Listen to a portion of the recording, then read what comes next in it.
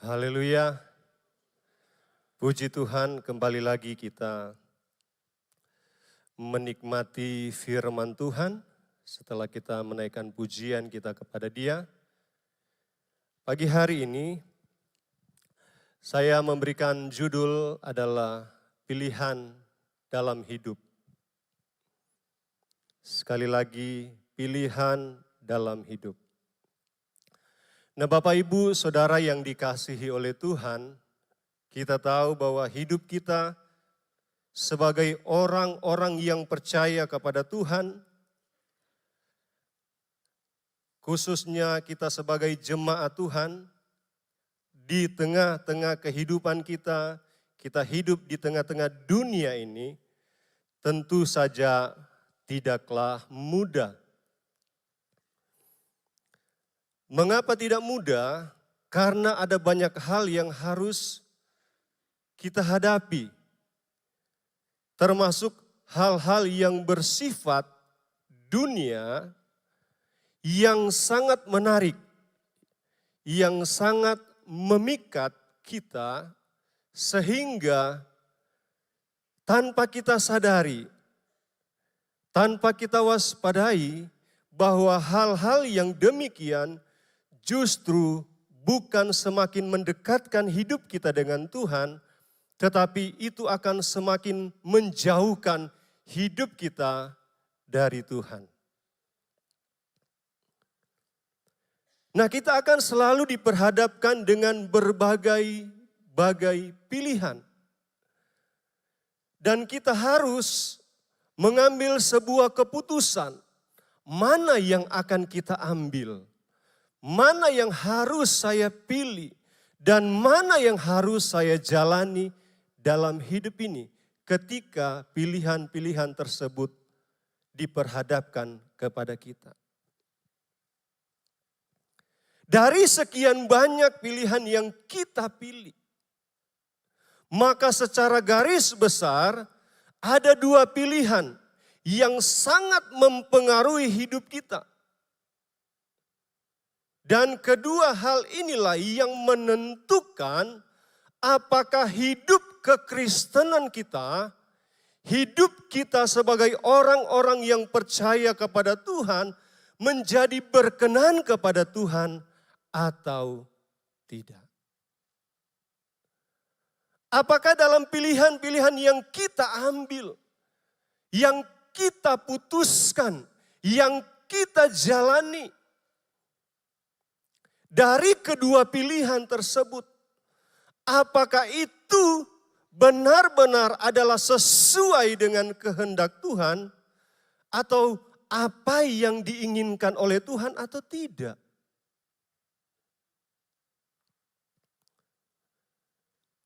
Dalam Mazmur 1 ayat 1 sampai ayat yang ke-6, di dalam perikop ini, kalau kita memperhatikan pemazmur, dia menunjukkan kepada kita dua pilihan serta keputusan hidup.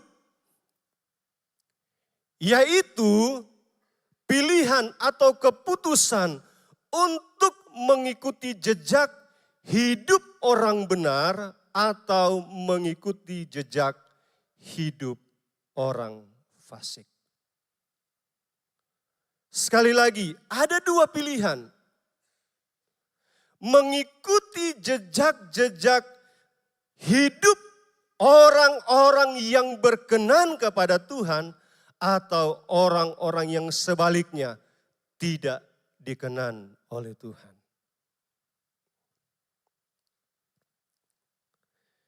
Di ayat 1 sampai ayat yang ketiga, pemazmur menggambarkan jalan-jalan orang benar atau ciri-ciri yang dimiliki oleh orang-orang benar. Dan ayat yang keempat sampai ayat yang kelima di sana menjelaskan tentang orang fasik. Di ayat yang pertama kita baca, dalam Mazmur 1 ayat yang pertama, di sana dikatakan, Berbahagialah orang yang tidak berjalan menurut nasihat orang fasik, yang tidak berdiri di jalan orang berdosa, dan yang tidak duduk dalam kumpulan pencemooh. Bapak, Ibu, Saudara yang dikasihi oleh Tuhan, dua pilihan. Ini adalah dua pilihan yang berbeda. Atau tidak sama. Tetapi perhatikan, sama-sama hal ini diperhadapkan kepada kita dan kita harus memilih. Sama-sama diperhadapkan kepada kita dan kita harus memutuskan mana yang akan kita ambil, mana yang akan kita pilih, dan mana yang akan kita jalani. Apakah kita mengikuti jalan orang-orang benar atau kita mengikuti jalan orang fasik?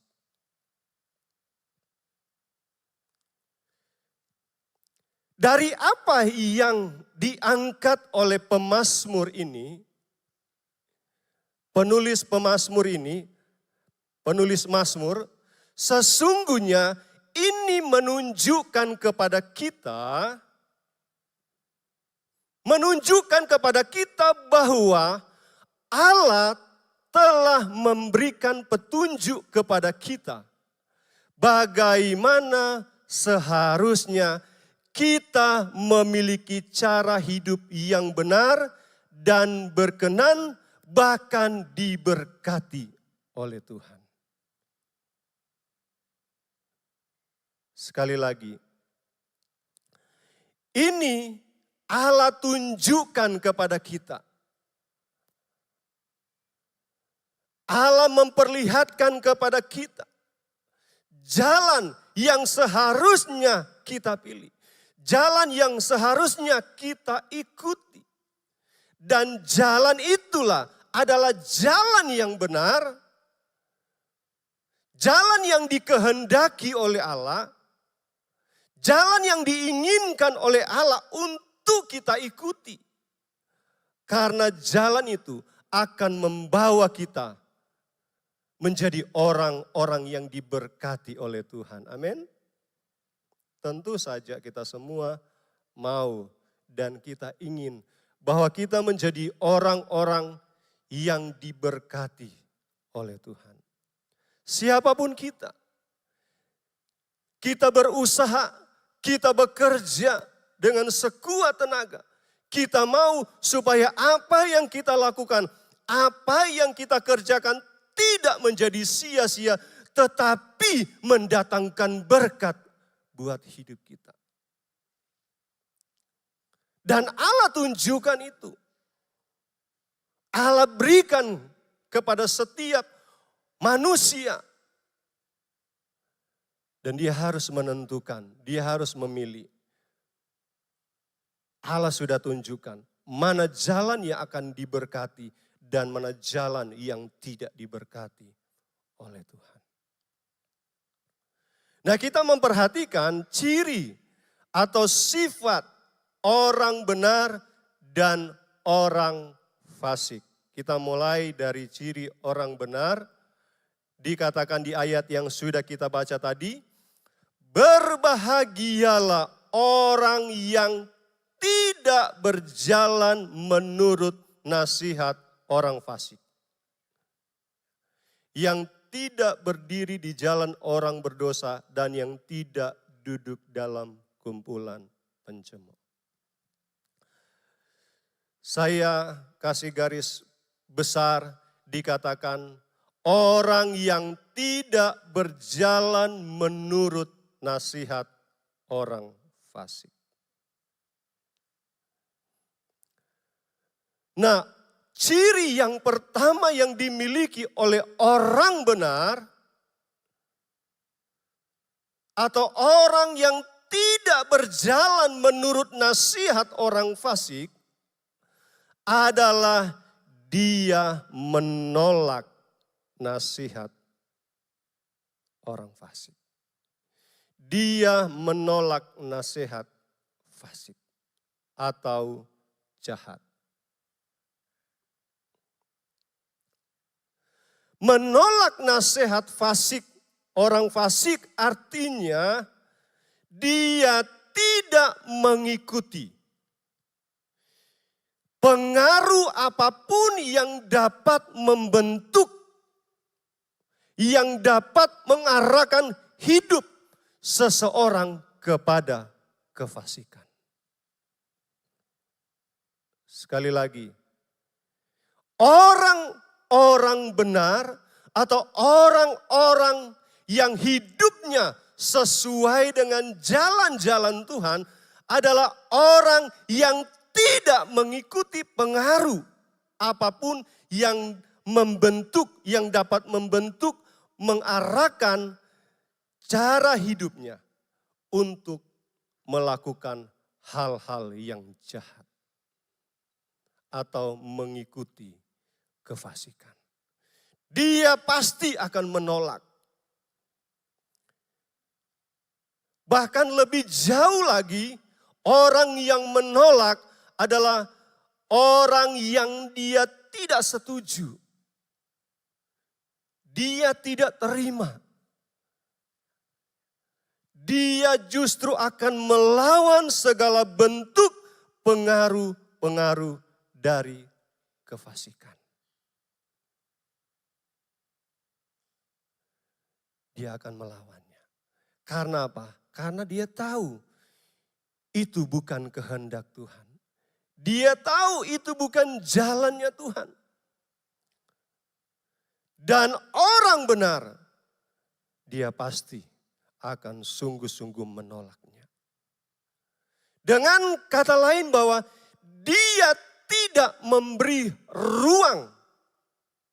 Dia tidak memberi kesempatan sedikit pun bagi sesuatu yang fasik, bagi sesuatu yang salah, bagi sesuatu yang keliru, yang justru akan semakin membawa dia kepada kesalahan-kesalahan yang lebih fatal.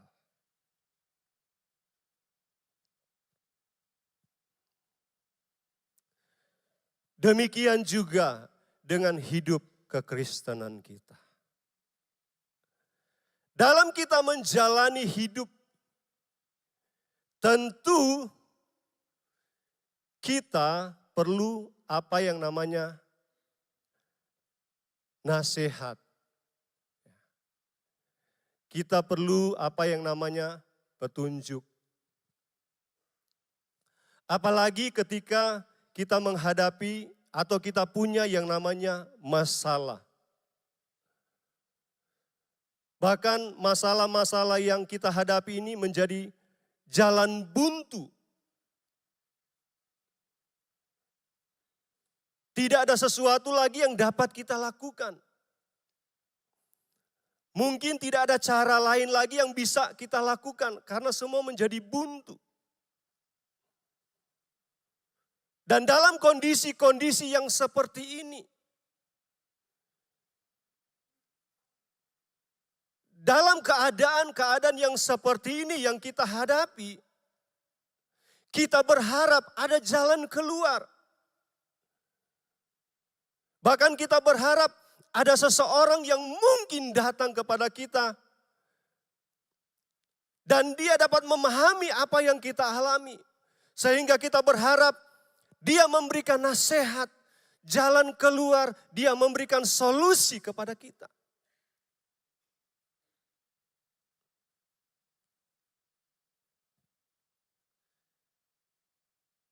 Sehingga kita dapat keluar dari berbagai kesulitan-kesulitan hidup yang kita alami.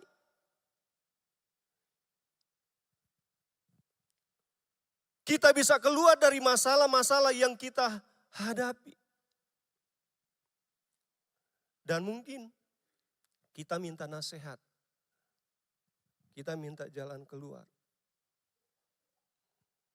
Kita minta petunjuk kepada orang-orang yang ada di dekat kita. Mungkin dia keluarga kita, orang tua kita, saudara kita, teman-teman kita, sahabat-sahabat kita.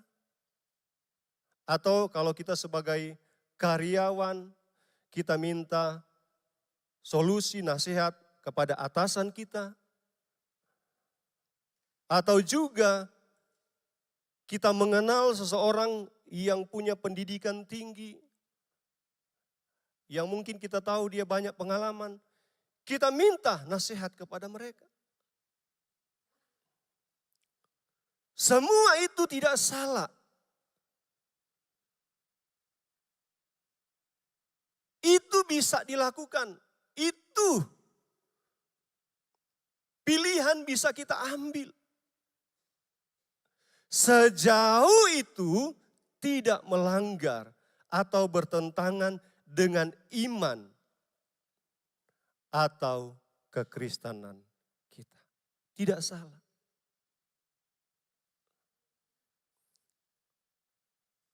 Jangan sampai nasihat-nasihat yang kita dapatkan dari orang-orang yang seperti saya sebutkan tadi, jangan sampai hal-hal itu membuat kita jauh dari Tuhan.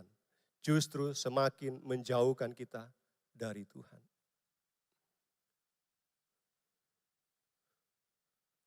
Lalu timbul pertanyaan, apakah ada penasehat dan nasihat yang bisa salah atau keliru?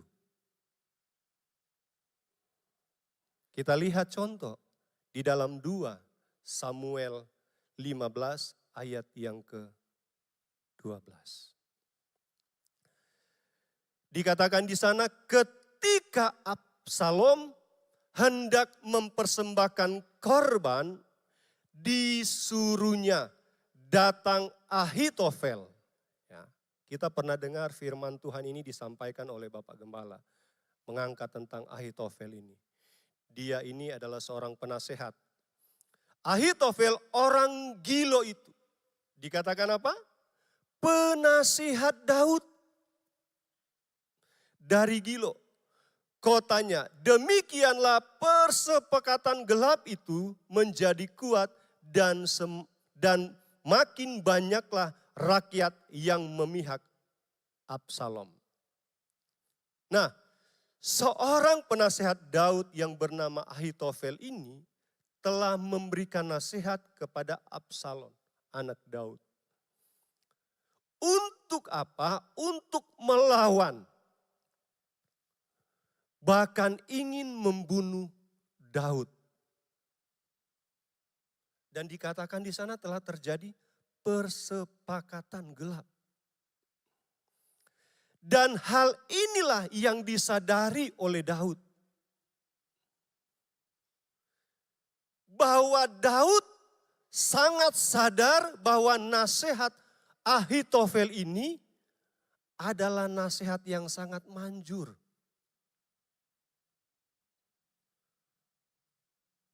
Nasihat-nasihat Ahitofel ini luar biasa. Tetapi bukan kepada hal yang baik yang dinasihatkan Ahitofel kepada Absalom. Justru nasihat ini adalah nasihat yang sangat berbahaya. Nasihat yang jahat. Nasihat yang akan merusak, bahkan menghancurkan. Itu sebabnya Daud, dia berdoa kepada Tuhan, dia berkata kepada Tuhan di ayat yang ke-31, masih dalam 2 Samuel 15 ayat yang ke-31 Daud bilang begini, ketika kepada Daud dikabarkan demikian, Ahitofel ada di antara orang-orang yang bersepakat dengan Absalom. Maka berkatalah Daud, gagalkan bukanlah kiranya nasihat Ahitofel itu, ya Tuhan. Daud sadar, ada nasihat yang manjur, tetapi salah. Nasihat yang menghancurkan. Sehingga dia katakan, Tuhan gagalkan. Daud dia minta Tuhan menggagalkan semua rancangan dari nasihat Ahitofel yang sangat berbahaya. Bahkan kalau kita baca terus dalam pasal-pasal, dalam ayat-ayat selanjutnya, dan pasal selanjutnya, masih ada banyak nasihat-nasihat jahat yang diberikan Ahitofel. Dalam pasal 16 ayat 20, ayat 21. Nah Bapak Ibu Saudara yang dikasihi oleh Tuhan. Perhatikan baik-baik. Kita perlu solusi. Kita perlu jalan keluar. Tetapi jangan sampai kita mendapatkan nasihat yang salah. Jangan sampai kita dapatkan nasihat yang justru akan menjadikan hidup kita semakin jahat, semakin fasik, semakin rusak. Tetapi biarlah nasihat yang kita dapatkan adalah nasihat yang sesuai dengan firman Tuhan. Amin. Nasihat yang sesuai dengan apa yang Tuhan mau. Tidak salah kita minta nasihat. Tidak salah. Tapi kita harus perhatikan apakah nasihat-nasihat itu justru akan membuat kita semakin jauh atau semakin dekat dengan Tuhan. Suami istri. Hari-hari ini keadaan kita mungkin lagi sedang mengalami banyak kesulitan. Lalu datang seorang sahabat, keluarga berkata, mau jalan keluar, mau solusi, kesini aja, di sana hebat loh. Jangan sampai hal itu terjadi. Apalagi kalau kita tahu itu salah, jangan sampai kita ikuti. Orang tua, ketika rumah tangga anak kita mungkin lagi dalam bermasalah, jangan kita memberi nasihat yang salah dengan berkata, sudah bisa saja. Lalu anak kita berkata kepada suami atau istrinya, pulangkan saja aku pada ibu. Jangan sampai kita orang tua memberi nasihat yang salah, keliru.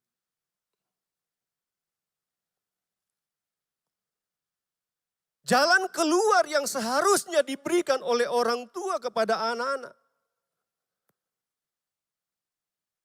Kita harus berkata, berdoalah kepada Tuhan. Mintalah nasihat dari Tuhan. Ingatlah firman Allah yang sering kita dengar, yang setiap saat kita beribadah, kita dengar firman Tuhan. Sebab firman Tuhan itu adalah nasihat yang paling benar yang harus kita ikuti. Nasihat firman Tuhan itulah adalah nasihat yang diinginkan oleh Tuhan yang harus diikuti. Itu yang seharusnya kita berikan.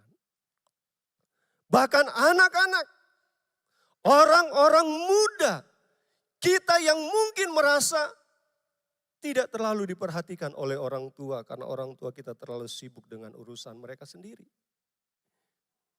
Dan kita merasa seolah-olah kita sekolah sendiri. Kita berjuang sendiri, tidak ada yang memperhatikan, tidak ada yang memberi semangat, tidak ada yang bertanya, bagaimana keadaanmu hari ini? Apa yang engkau butuhkan? Lalu ada seorang sahabat yang datang kepada kita, rekan kita, teman kita, satu sekolah dengan kita. Ya udah, daripada bad mood, yuk kita kesini aja, kesini. Senang-senang. Padahal kita tahu bahwa itu adalah sesuatu yang salah. Kita mungkin cari tempat penghiburan yang justru akan semakin membawa kita jatuh, dan jatuh. Kalau kita kembali, kita menyadari kita sebagai orang-orang yang percaya, sebagai orang-orang benar yang mengikuti jejak-jejak orang benar, maka kita dapat memastikan jalan yang akan kita ambil, kita menerima, yaitu adalah nasihat dari firman Tuhan, dari firman Allah.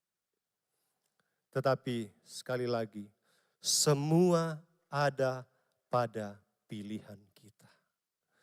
Semua kembali kepada pilihan dan keputusan kita. Apakah kita mau menerima nasihat yang benar, yang sesuai dengan firman Tuhan? Apakah kita mau menerima atau kita tidak menerima? Demikian juga sebaliknya. Apakah kita mau menerima nasihat-nasihat yang fasik atau kita menolak? Semua ada kepada keputusan kita. Tetapi ciri orang benar adalah dia akan menolak nasihat orang fasik. Amin. Dia akan menerima nasihat yang benar, yaitu adalah firman Tuhan. Yang kedua adalah, ciri yang kedua orang benar adalah dia tidak berdiri di jalan orang berdosa. Ya. Kalau yang pertama tadi dia menolak nasihat orang fasik. Yang kedua ini tidak berdiri di jalan orang berdosa. Dikatakan berbahagialah orang yang tidak berjalan menurut nasihat orang fasik, yang tidak berdiri di jalan orang berdosa. Ini menunjukkan bahwa orang benar atau kita sebagai anak-anak Tuhan tidak mengikuti prinsip kerja orang fasik atau orang berdosa. Ya. Kita tidak mengikuti. Jika orang fasik, dia menghalalkan segala cara untuk keuntungan dirinya sendiri, sekalipun itu adalah jahat, maka tidak dengan kita orang-orang benar. Amin. Kita tidak mengikuti hal demikian. Prinsip, komitmen kita, cara kerja kita adalah kita terus berdiri di atas dasar atau jalan kebenaran. Amin. Itu orang benar. Ya. Apapun tawaran, apapun keuntungan yang ditawarkan kepada kita, sebesar apapun keuntungan tersebut, kalau itu harus didapati dengan cara-cara yang salah, dengan cara yang menyimpang, dengan cara yang jahat, maka kita harus berani berdiri di atas jalan yang benar. Dengan cara kita bekerja sesuai dengan aturan yang benar, yaitu sesuai dengan nasihat firman Tuhan. Amin. Sesuai dengan firman Tuhan. Kalau tidak, maka itu bukan jalan yang diberkati oleh Tuhan. Bukan cara yang diberkati oleh Tuhan. Dan yang ketiga,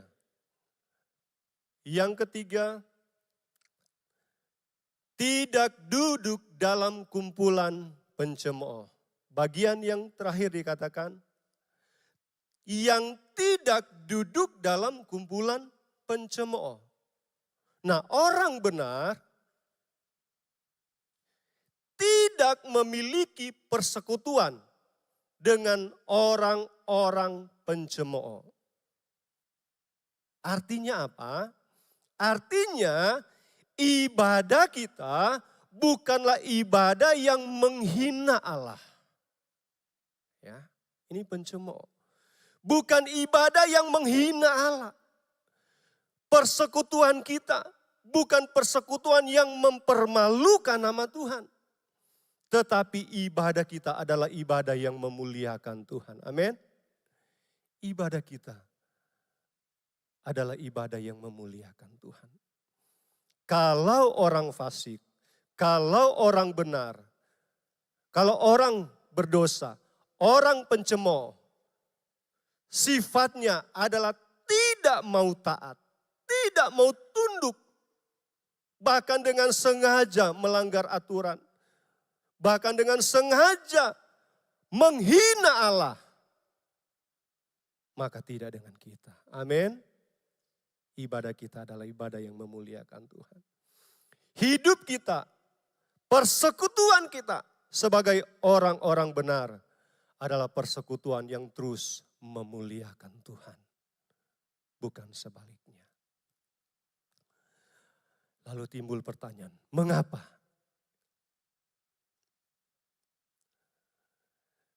Karena kesukaan, kegemaran kita adalah Taurat Tuhan. Amin. Adalah firman Tuhan. Tuhanlah yang menjadi kesukaan kita. Bukan hal-hal yang fasik.